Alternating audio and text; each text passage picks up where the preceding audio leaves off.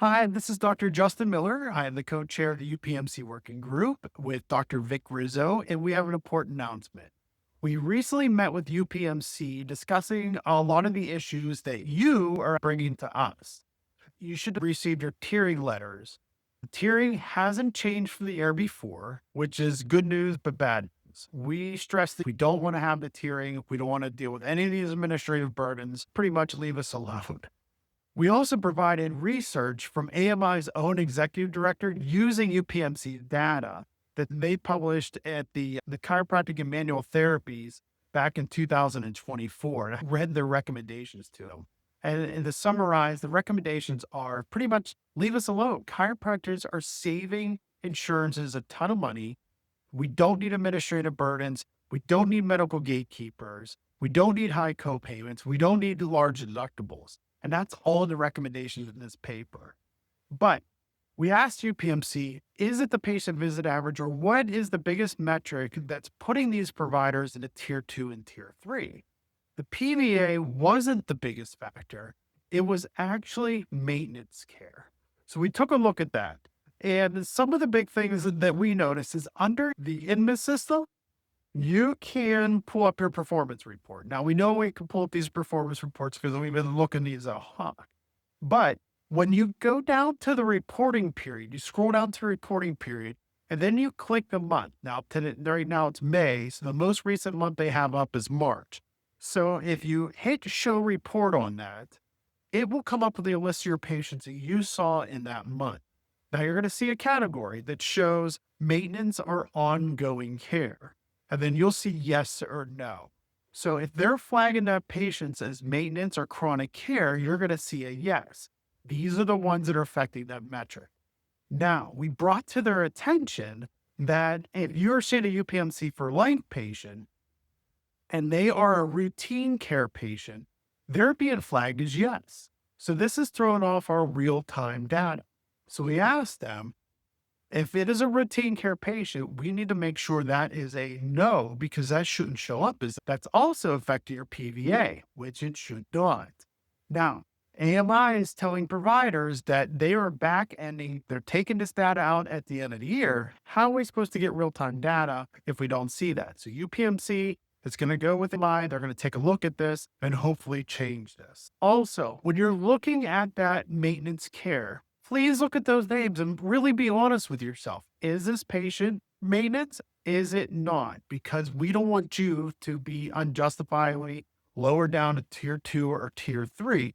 If you're seeing issues, hey, this is acute care, then yeah, you need to bring that up to your AMI provider or that doctor that you meet with.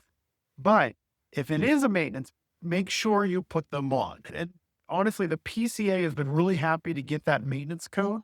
The S8990 marked as a non-covered service. So when you bill that and the patient sees that, now when they call their customer care rep, they should show that it is a non-covered service. So the customer care rep's not telling patients, hey, it should be covered. Where you're like, no, it's maintenance. It's not covered. However, we have seen some instances where that scenario played out where the customer care rep contacted AMI then contacted provider because the AMI's like, hey, this should be maintenance. I'm billing it maintenance. But when the patient complains, then the AMI's, no, maybe that one should be acute. So we let UPMC know this is happening. They're going to talk with AMI and hopefully get this communication squared away. The other thing we looked at is the patients 6 and under or the providers who are doing exam x-rays, and then they bring the patient back for their follow-up for their actual treatment. So essentially that's costing them 2 visits instead of just 1 visit should be treated.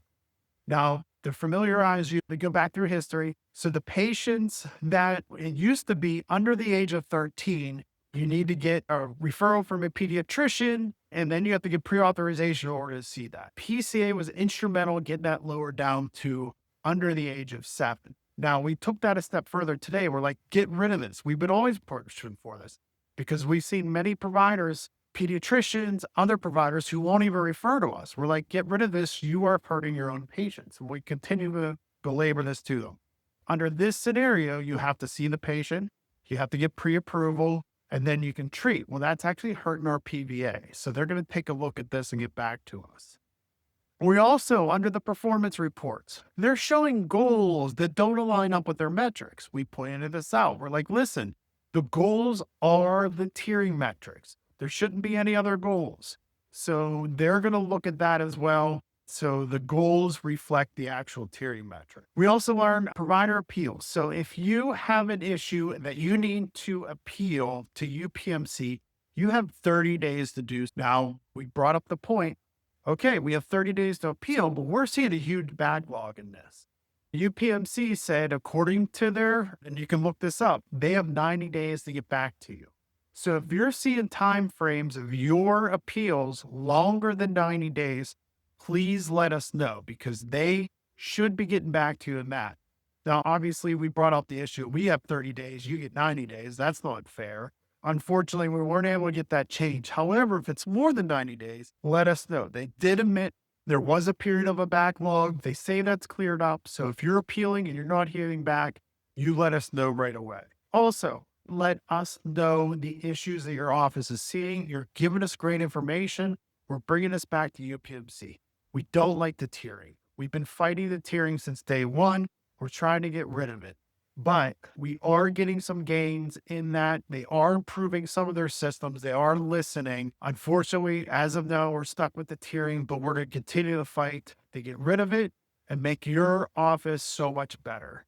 If you are interested, if you're like, boy, I'm listening to this and I just love insurances and I want to deal with this, it is an easy group to join. Join our insurance committee. You can join the UPMC working group. We would love to have you. Because the more people and the more ideas we have out there on the ground, the better we're going to make for every single office. Honestly, this committee is not one that meets regularly. It's when issues arise. A lot of it's done through email. It's a super easy committee to get involved with. If you're a new provider and you're looking to join, this is a great one. And for me, it's personal satisfaction because when the insurance is trying to stick us, I can at least be to their face, hey, this is wrong. This is why it's wrong. Let's make this better. Thank you. Keep fighting for you.